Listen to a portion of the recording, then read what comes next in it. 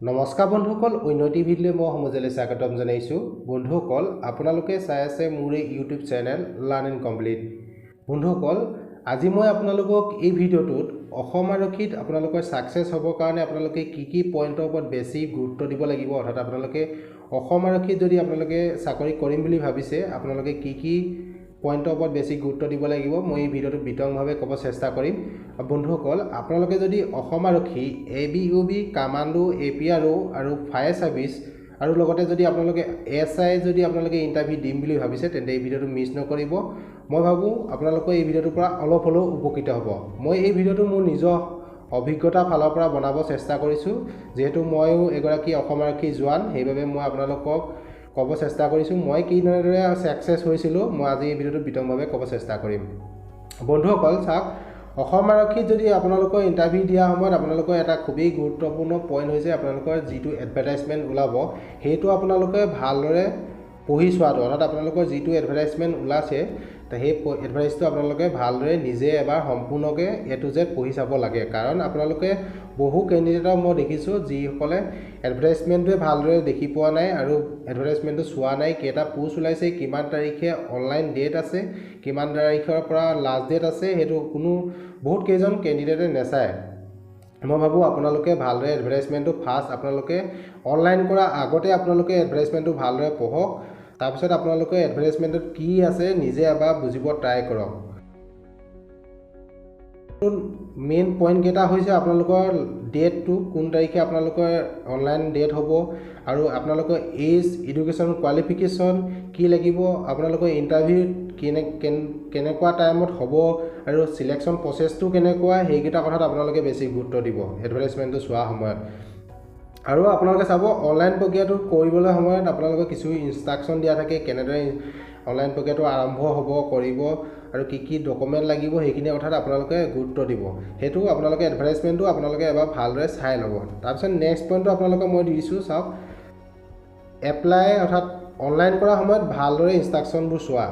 বহুত কেণ্ডিডেটে এপ্লাই কৰাৰ সময়ত আপোনালোকে ইনষ্ট্ৰাকশ্যনবোৰ পঢ়ি নাচায়, অৰ্থাৎ কি ডকুমেণ্ট লাগিব, আপোনালোকৰ ফটো কোৱালিটি কেনেকুৱা লাগিব, পাছপৰ্ট চাইজ ফটোটো কেনেকুৱা দিব লাগিব, চাইজ কেনেকুৱা, ফটো বেকগ্ৰাউণ্ডটো কেনেকুৱা দিব লাগিব। তাৰপিছত আপোনালোকৰ আৰু ইনষ্ট্ৰাকশ্যন কিছুমান দিয়া থাকে কি ডকুমেণ্ট লাগিব, সেইখিনি আপোনালোকে ভালদৰে বহুতে পঢ়ি নাচায়, কি লাগিব ডাইৰেক্ট অনলাইন কৰি দিয়ে। তাৰপিছত বহুতে পিছত পস্তাই থাকিবলগীয়া হয় আৰু বহুতে প্ৰশ্ন কৰি থাকে, পিছত এইটো কৰিলেও কিবা ৰিজেক্ট হ'ব নেকি। পিছত যদি আপোনালোকৰ ৰিজেক্ট হয়, আপোনালোকৰ এইটো মনৰ আশাটো মনতে থাকিব। সেইকাৰণে আপোনালোকে আপোনালোকৰ ফাৰ্ষ্ট পইণ্টটো হৈছে এডভাৰটাইজমেণ্টটো ভালদৰে চাব। ছেকেণ্ড পইণ্টটো আপোনালোকে এপ্লাই, অৰ্থাৎ অনলাইন কৰাৰ সময়ত আপোনালোকে ইনষ্ট্ৰাকশ্যনবোৰ পঢ়ি যাব, কি ডকুমেণ্ট লাগে, আপোনালোকৰ কি ইনষ্ট্ৰাকশ্যন দিয়া আছে। তাৰপিছত আপোনালোকে চাব অনলাইন কৰোঁতে আপোনালোকৰ কিছু এডভাৰটাইজমেণ্টত ফিজ দিব লাগে, কিন্তু আছাম পুলিচত ফিজ দিব নালাগে। সেইটো আপোনালোকে চাব কি ডকুমেণ্টটো, প্ৰথম কথা আপোনালোকৰ ডকুমেণ্টটো আৰু আপোনালোকৰ ফটো চাইজ, ফটো বেকগ্ৰাউণ্ড, এইকেইটা কথা আপোনালোকে মন দিব। সেইটো হৈছে আপোনালোকৰ অনলাইন কৰাৰ সময়ত। তাৰপিছত নেক্সট পইণ্টটো আপোনালোকৰ যেতিয়া অনলাইন প্ৰক্ৰিয়া আৰম্ভ হৈ যাব, তাৰপিছত নেক্সট আপোনালোকৰ আহিব ফিজিকেল, ৰিটেন টেষ্ট আৰু আপোনালোকৰ মেডিকেল টেষ্ট। তাৰপিছত আপোনালোকৰ অনলাইন যেতিয়া হৈ যাব, তাৰপিছত আপোনালোকৰ এডমিটটো আহিব। এডমিটটো অহাৰ পিছত আপোনালোকৰ মেডিকেল ফিটনেছৰ কাৰণে আপোনালোকৰ পাৰফেক্ট হয়নে নহয়, আপোনালোকে জবটোৰ কাৰণে পাৰফেক্ট হয়নে নহয়, সেইটো আপোনালোকে চাব। মেডিকেল কি সেইবিলাক ভিডিঅ'ত আছে, আপোনালোকে সেইটো চাই ল'ব। যদি আপোনালোকৰ হাইট যদি আপোনালোকৰ নহয়, যি এডভাৰটাইজমেণ্টত যদি দিয়া মতে হাইটটো নহয়, সেইটো হাইটটো চাব, মিলিছেনে আপোনালোকৰ হয় নে নহয়, আপোনালোকৰ চেষ্টটো মিলে নে নিমিলে, আপোনালোকৰ মেডিকেল ফিটনেছ হয় নে নহয়। আছাম পুলিচত ভৰ্তি হ'বৰ কাৰণে আপোনালোকৰ মেডিকেল ফিটনেছটো মাষ্ট বি আপোনালোকৰ লাগিবই। আপোনালোকে সেইকাৰণে আপোনালোকে চাব, মেডিকেল ফিটনেছটোৰ ওপৰত আপোনালোকে বেছি গুৰুত্ব দিব।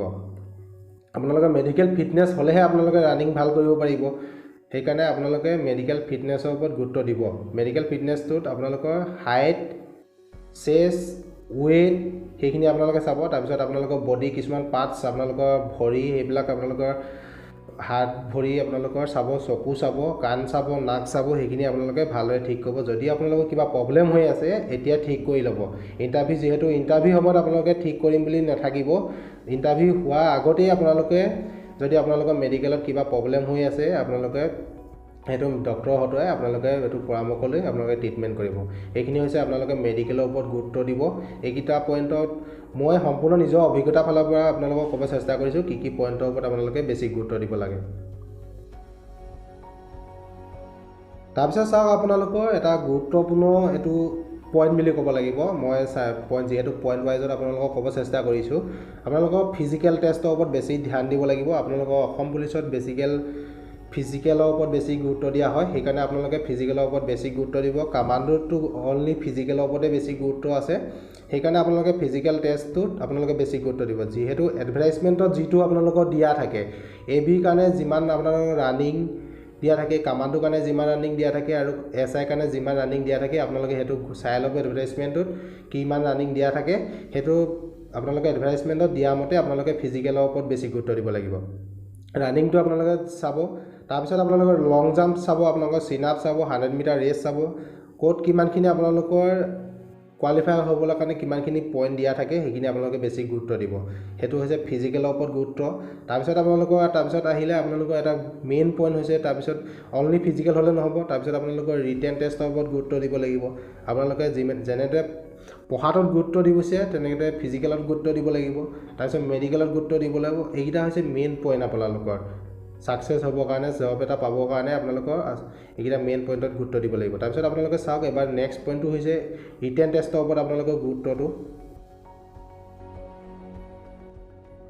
চাওক। আপোনালোকৰ ৰিটেন টেষ্ট নেক্সট পইণ্টটো হৈছে ৰিটেন টেষ্ট। ৰিটেন টেষ্ট বুলি ক'লে আপোনালোকৰ এডভাৰটাইজমেণ্টটো আপোনালোকে চাব, গুৰুত্ব দিব। এডভাৰটাইজমেণ্টত যিটো চিলেবাছ দিয়া থাকে আৰু কুৱেশ্যন পেটাৰ্ণ আৰু এক্সাম পেটাৰ্ণ কেনেকুৱা দিয়া থাকে সম্পূৰ্ণ আপোনালোকে চিলেবাছটো চাই ল'ব। তাৰপিছত আপোনালোকে ভালদৰে প্ৰিপেৰেশ্যন কৰিব।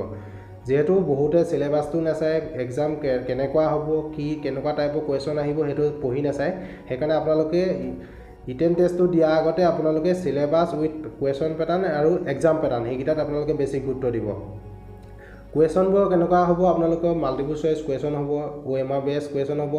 আপোনালোকৰ কিছু পেপাৰত হয়তো নিগেটিভ মাৰ্ক থাকিব পাৰে, কিছু পেপাৰত নিগেটিভ মাৰ্ক নাথাকে, সেইকাৰণে আপোনালোকে চিলেবাছটোত চাই আপোনালোকে ৰিটেন টেষ্টৰ বাবে প্ৰিপেৰেশ্যন হ'ব।